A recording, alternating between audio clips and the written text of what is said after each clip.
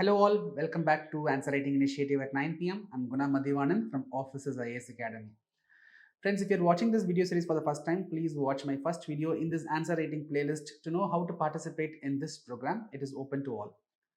So what was the question which I gave in the last video?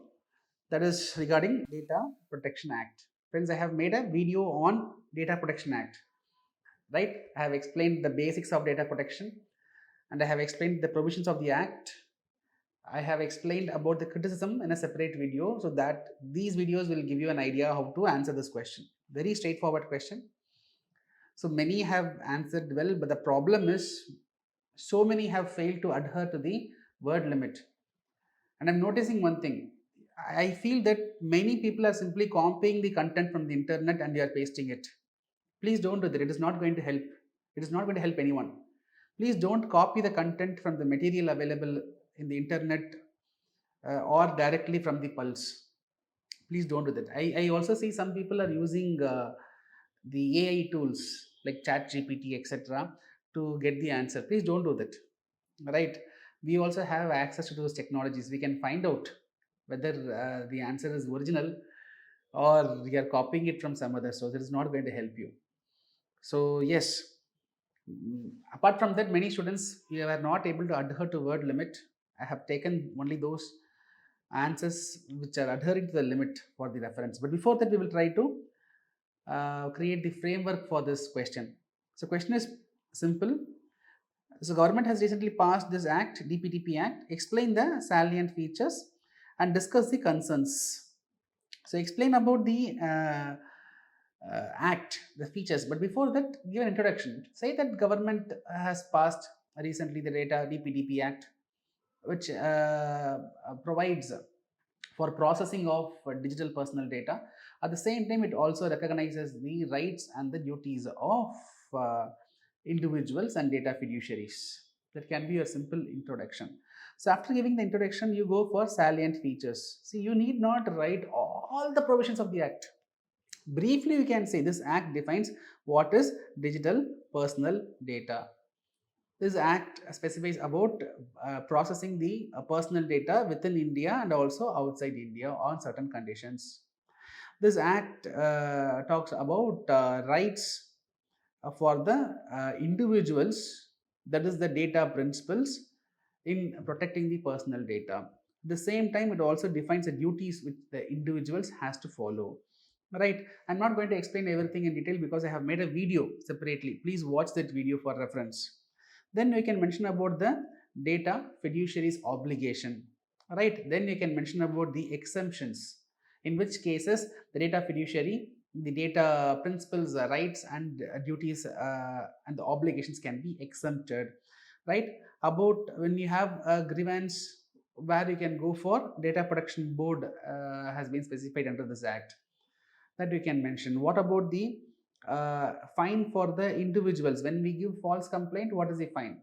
And what about the fine imposed on the data fiduciary when they fail to protect, safeguard your data?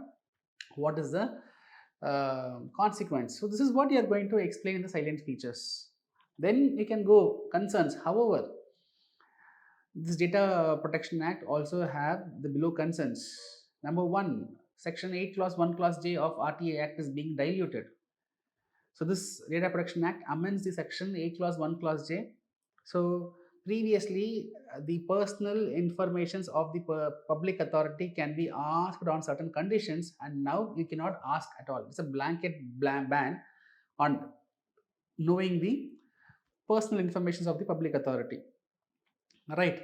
And also, this and the DPDP Act is going against the right to privacy. When the government is the data fiduciary, exemption is given for the government. They need not seek our permission, right? A private data fiduciary has a lot of obligations which is not applicable for government on several aspects. So it goes against the right of privacy, right?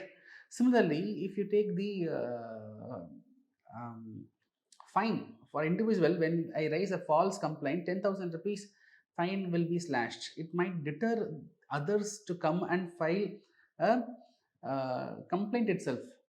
Okay, so that is one thing. So like that, 250 crores of fine will be slashed on data fiduciary. But experts are of the opinion that institutions like Apple, Google, if you look at their turnovers, I mean, their valuation is $1 trillion. When Apple, when Google, when they are, or Microsoft, when there is a data breach, 250 crores of fine will be imposed on those institutions, but that amount is going to be very small. This amount is going to be very small for the institutions because data is the new oil. With data, you can make billions and billions of dollars. So with the data, they are making billions of dollars. In those institutions, imposing 250 crores of fine may not be appropriate. Experts' view. So all these concerns you can highlight. Similarly, India is allowing, this act is allowing our data to be processed outside India as well. But outside India, in other countries, what is the data protection? Right, that safeguards may be there, may not be there. There can be data breach in other places. Government of India is silent on those lines. Right, this data protection talks about digital personal data. It is not differentiating about sensitive data, non-personal data. Okay, so these are some concerns which you can highlight. Then finally, can conclude data protection is a significant step, no doubt. We have to address the above concerns because for research, for innovation, data is important. So processing data is very important for innovation and research. In this backdrop, this bill is a significant step. However, the above concerns has to be addressed. At the same time, the data protection board should be made more powerful to take actions when there is a deviation from the provisions of the act. That can be your conclusion, right? So you can go through. I have not explained the act in this video because I have made a separate video. Please watch it if you haven't watched. Okay. So yes, Kritika, you have done a good job. You have actually have your answer is very good. Others can also go through. You are able to maintain that word limit, and you are able to present a decent answer. So you have introduced it well. You have salient features you have explained. See, a lot of students under each obligations on data fiduciary, a lot of students they were writing all the sub clauses 1, 2, 3, 4, 5, like how I have explained in the video. That much explanation is not sufficient for every topic, for every I mean section. One point is sufficient for data fiduciary. 1 point, rights of data principle. 1 point, right? Data of children, data protection board, cross border data transfer exemptions. Right, even if you miss out 1 or 2 points, it's okay, it's completely fine. Right, concerns regarding DPDP Act dilutes RTI Act. Yes, article right to privacy is getting violated. Right, harms arising from processing personal data. What happens if there is some consequence? Say for example, SBI's employees data was released in Telegram channel. When they were processing, there was a data breach. What will happen? What is the measure government is going to take? The act is not clear. So outside India, when we process, there is a problem that we have discussed, right? And this is another important point which even I forgot to mention. That is the reappointment of the data protection board members. The data protection board has members has only 2 years of tenure, and they can be reappointed. And there is scope for reappointment. Maybe the members to get reappointed, maybe they may not. Or they might be partial, right? There's a scope because uh, impartiality is very important. But these data board members, they are regulators. When there's a scope for reappointment, so when for just for the sake of reappointment, if they deviate from their intended objective, then that can be disastrous. So these are some criticism concerns. Okay, so yes, and a brief conclusion. Right, Kritika's answer is actually neat. Then Anbu Nyana Selvi. Yes, your presentation is actually good.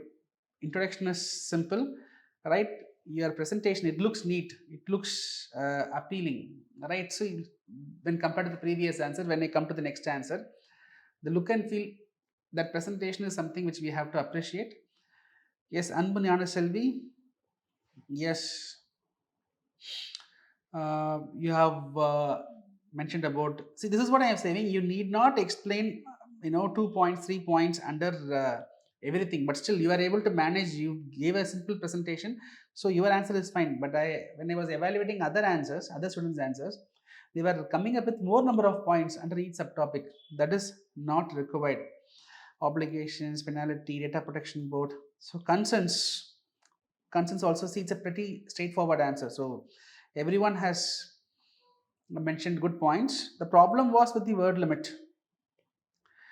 Yes, Aravind, Aravind, your answer was good, but you are exceeding the word limit. Introduction is fine. Salient features, applicability. You need not explain everything in detail, right? Consent, for consent alone, if you are going to write this much, right, then you cannot complete the paper, and also you cannot touch every point, right? See, for consents, you have given just quarter page of your space, right? So consents you should give equal respect. So this much space is not sufficient. You can could have reduced in the legislation features aspect. Apart from that is fine, but still word limit you have exceeded, disproportionate weightage you have given, so there will be a compromise in your marks. Okay, so friends, please keep these points in mind while writing the answers. Okay, so what is the question for today? The objective of the electoral bonds to cleanse the system of political funding in India is thwarted by its nature of selective anonymity. The objective of electoral bonds to cleanse the system of political funding in India is thwarted by its nature of selective anonymity. Comment, understand, internalize, create a thought framework, okay, and then attempt the answer. I hope this series is adding value to your preparation. I will see you tomorrow. Till then, bye. Take care.